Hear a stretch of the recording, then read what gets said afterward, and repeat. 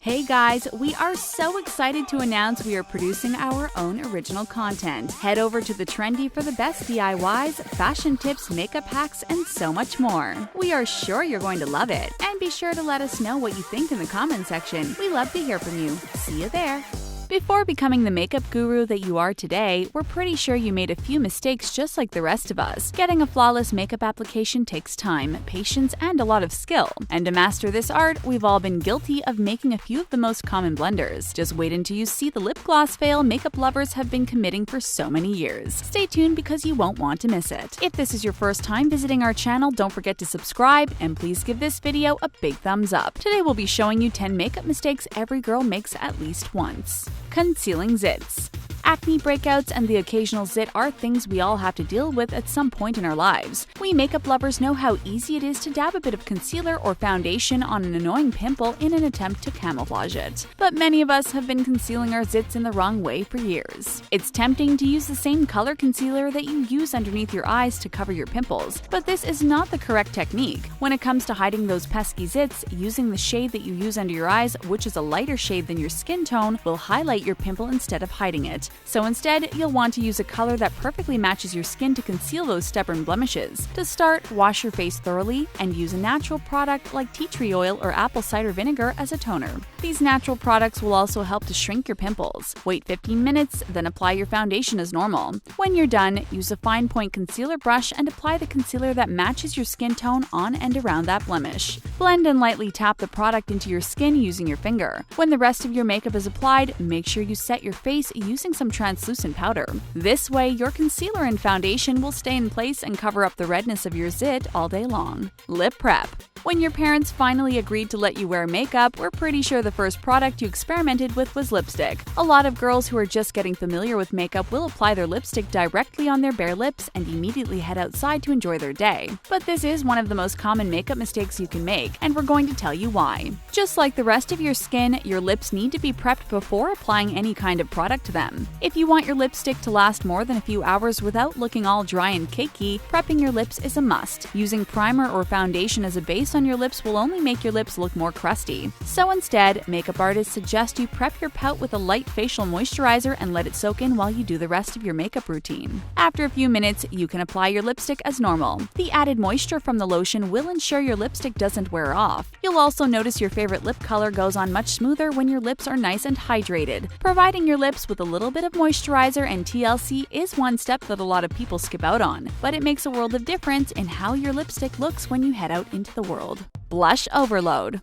Adding a little bit of blush on your cheeks is one way to turn your look from lame to lit. Blush has the ability to give just the right amount of color to your face to make it look brighter, youthful, and gorgeous. However, applying blush seems like a no-brainer to most people, but it's actually one of the most common techniques that makeup lovers butcher time after time. Some people tend to go overboard with their application, and the rosiness can be a little intense and way too noticeable. Then there are those who apply the product in the wrong area, causing it to look like a harsh, straight line of color. Those of you who have learned from your blush mistakes already know how to correct these problems, but for everyone else who is still new to the makeup world, we're going to give you a brief blush tutorial. To make sure your blush is always on fleek, grab your brush and swirl a little bit of powder on the apples of your cheeks. Then lightly blend the color up towards your temples. It's also super important that your blush is the correct shade. If you have fair skin, rosy pinks and peaches look best. And if you have a darker olive complexion, you should definitely stick to corals, oranges, bronze, and rich berry shades. Ignoring the seasons.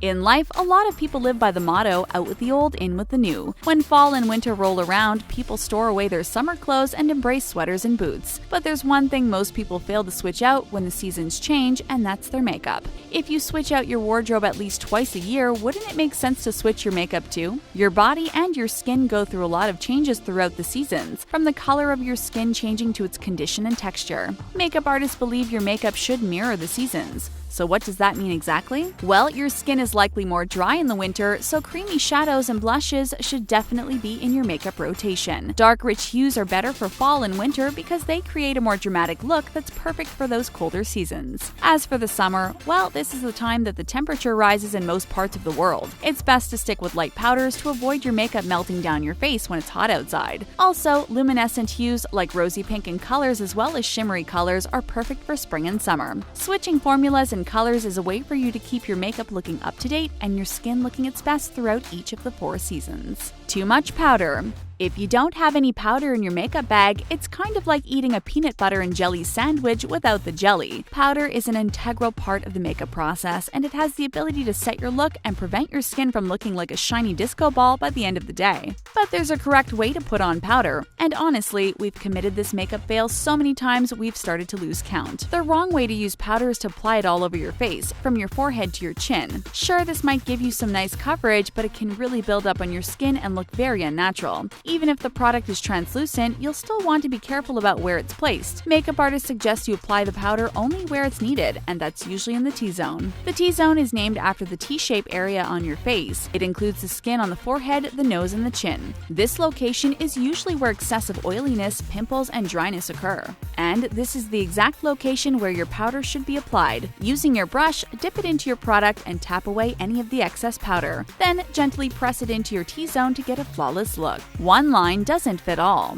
When it comes to using eyeliner, some people take their pencil and randomly draw lines on their lids. This is all fine and dandy, but when it comes to eyeliner, one line doesn't fit all. The placement of your lines is super important if you want to look your best. Makeup artists have revealed the fail-proof way to apply your eyeliner depending on the location of your eyes. If your eyes are closer together, the thickest, boldest part of your liner should be placed at the outer corner of your eye. This will make your eyes appear wider. And if your eyes are further apart, the thickest part of your eyeliner should be placed at the inner corners of your eyes to make them appear closer. Using a liquid liner will help you control the amount of product that's used so you can apply just enough in the inner and outer corners. Eyeshadow can also aid in the appearance of your eyes. Wide-set eyes should use darker colors towards the inner eyes, while closed-set eyes should use darker colors towards the outer corner. Makes sense, right? Have you been applying your eyeliner and eyeshadow wrong all this time? If so, don't worry. This is a common mistake that we've all been through. Make sure to keep watching because we have even more makeup blunders most girls have made at least once in their lives. A glob of gloss.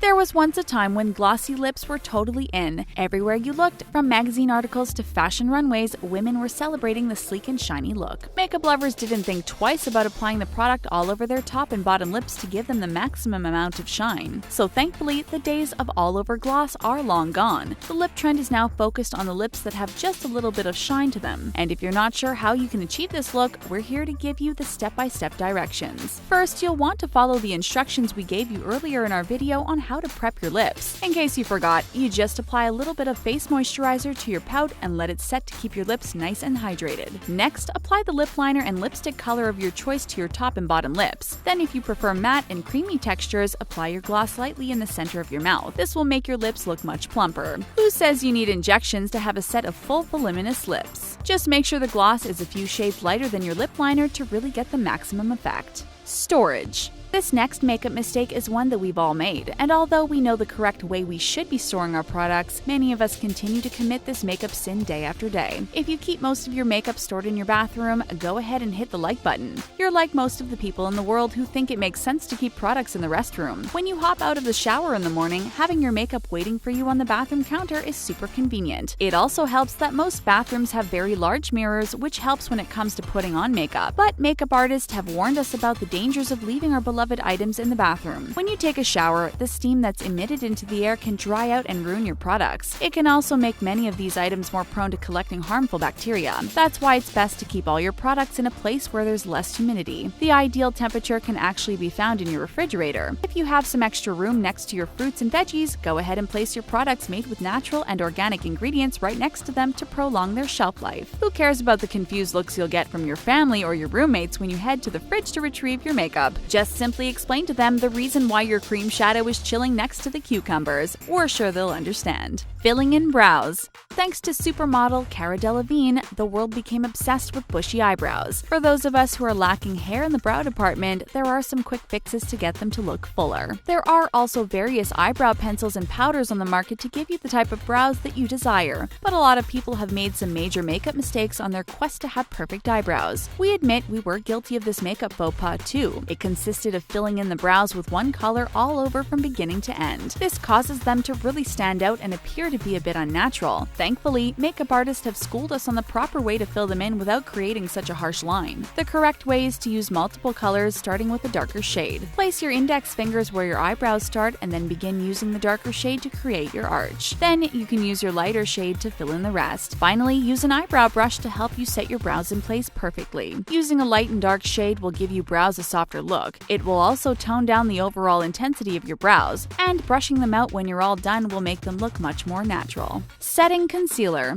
Concealer seems like a no-brainer product out of all of the items we have in our beauty arsenals. However, it's probably the one product that people misuse and apply incorrectly all the time. Concealer is like a magic potion that can cover up dark circles and bags underneath your eyes. But using it incorrectly can cause some major creasing to occur in the fine lines of your skin. So how do you apply it without looking like a creasy, cakey mess by the end of the day? Well, first, concealer should be used after you apply your foundation. Then it's best to apply it in a triangular shape underneath each eye. After blending it in, you're not ready to hit the town and show off your flawless makeup. To prevent it from creasing, there's one final step. Makeup artists agree it's a must that you add a light coat of translucent powder to set the concealer underneath your eyes. This will help the area stay nice and bright without getting those annoying creases. But make sure you don't overdo the powder. A light amount applied sparingly to the skin is more than enough to set your product. That brings us to the end of our video. We hope you enjoyed it. Make sure to leave us a comment and let us know which of these makeup mistakes you've committed throughout the years. Thank you for watching this video. Be sure to check out the rest of our channel and don't forget to subscribe to The Taco.